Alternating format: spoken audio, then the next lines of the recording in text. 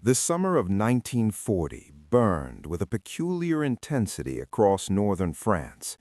Along the cliffs and beaches that faced the English Channel, German soldiers stood and stared westward across that narrow strip of gray-green water. Some of them close enough to see, on clear days, the white chalk faces of Dover shimmering in the distance like a mirage. 30 miles. In certain moments, with the right light and the right wind, England seemed almost close enough to touch, and yet it might as well have been the moon. Adolf Hitler stood at the window of his field headquarters at Brûlé-de-Pêche in Belgium on the morning of June 17, 1940, listening to the news from Paris. France was collapsing. The greatest military power on the European continent, the nation that had ground Germany into exhaustion across 4 years of the previous war, was folding in a matter of weeks. The armistice would come soon, and when it did, Hitler found himself facing a strategic problem he had not entirely anticipated. England refused to accept the obvious. In the Führer's understanding of how the world worked, Britain's situation was now hopeless. France was gone, the Low Countries were under German occupation, Norway had fallen. The Royal Air Force had been badly mauled in France. Winston Churchill, that bellicose and troublesome relic who had somehow clawed his way back into power at the worst possible moment from Hitler's perspective, was making defiant speeches. But speeches did not sink ships. They did not stop panzer divisions. Hitler genuinely expected a British approach for negotiations. He expected it in June, when France fell. He expected it in July, when he stood before the Reich and delivered his so-called peace offer. It was a speech he believed to be magnanimous, offering Britain the preservation of its empire in exchange for accepting German hegemony on the European continent. He waited for the response with something approaching confidence. Churchill's government did not even bother with a formal diplomatic reply. The BBC broadcast a rejection within the hour.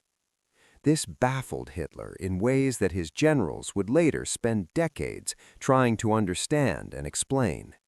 The man who had read weakness and accommodation in Neville Chamberlain's every gesture, who had correctly sensed the unwillingness of the French to fight, who had instinctively understood the anxieties and fears that drove the democracies toward appeasement, simply could not read Churchill at all. The British Prime Minister existed outside the grammar of intimidation that Hitler had spent a decade perfecting. When Churchill said that Britain would fight on the beaches, in the fields, and in the streets, he was not bluffing. Hitler spent considerable energy trying to find the bluff and found nothing. And so, reluctantly, with a sense of profound irritation, the German war machine began to consider the problem of how to cross 30 miles of water. The operation received its name in the last days of June. Unternehmen Seelöwe, Operation Sea Lion. The imagery was martial enough, but the planning process that followed revealed almost immediately the extraordinary difficulties beneath the surface. Crossing the English Channel was not like crossing the Meuse or the Marne. It was not like driving through the Ardennes. The Channel was a maritime obstacle of a particular and vicious kind. Shallow enough in places to be treacherous for larger vessels, subject to tides that ran counter to prevailing winds, plagued by sudden fogs and violent storms. It was the body of water that had defeated Philip II of Spain and Napoleon Bonaparte. Grand Admiral Erich Raeder made the scale of the problem brutally clear. The German Navy had been severely damaged during the Norwegian campaign. Cruisers and destroyers had been sunk. What remained was inadequate. Raeder told Hitler repeatedly that the Navy could not guarantee the safety of a crossing. The sea did not care about ideology. Meanwhile, General Franz Halder and the Army staff envisioned a broad front landing from Ramsgate to Lyme Bay, over 200 miles, 13 divisions in the first wave, more than 40 in total. Raeder rejected the plan. He lacked the ships. He proposed a narrow front between Pas-de-Calais and Eastbourne. Halder protested. A narrow landing would be suicide. The argument poisoned planning. Both sides were right. The army needed width. The navy could not provide it. The impasse remained. Germany lacked proper landing craft, so they used river barges, gathered from Calais, Boulogne, Dunkirk, Cherbourg, and Antwerp. Converted hastily. They were slow, unstable, dangerous. Many capsized in training. Infantrymen whispered doubts their officers did not want to hear. The British prepared. The army was battered. Factories worked non-stop. The Home Guard armed itself however it could.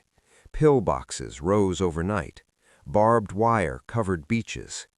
But the decisive battle was in the air. Sea Lion required one thing, the destruction of the RAF. Hermann Göring promised victory. He claimed it would take 4 weeks. Adlerangriff, eagle attack.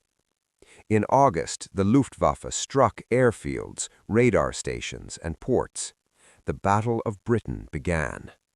Contrails traced white patterns across blue skies. Messerschmitt Bf-109s fought Hurricanes and Spitfires.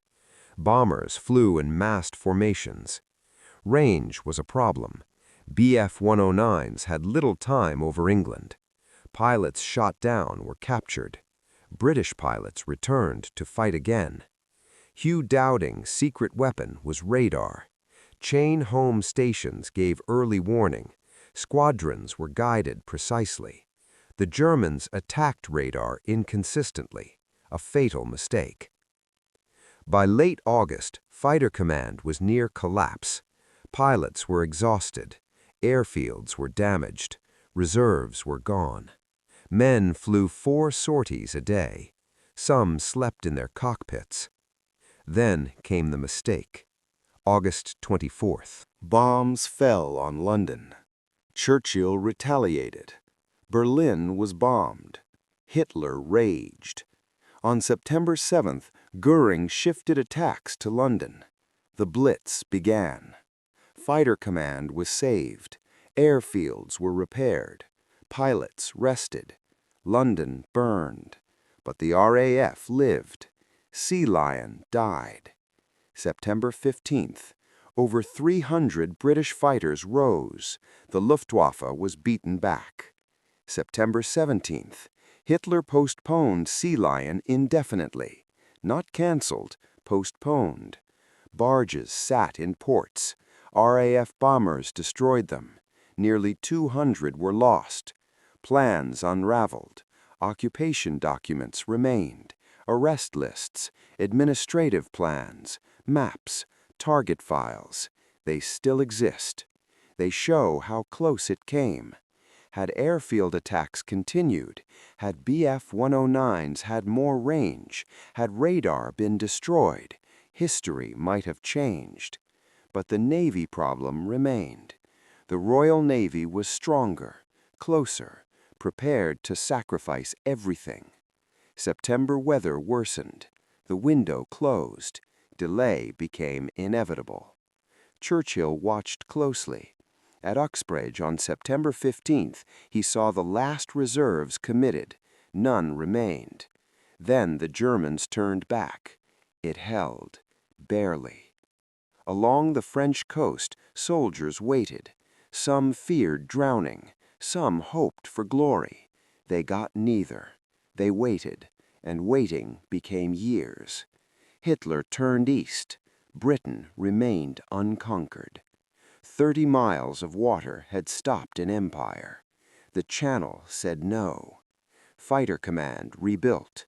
The Navy waited. The invasion never came. The white cliffs of Dover remained, indifferent, patient, unmoved, standing guard over an island that had chosen its future and intended to keep it.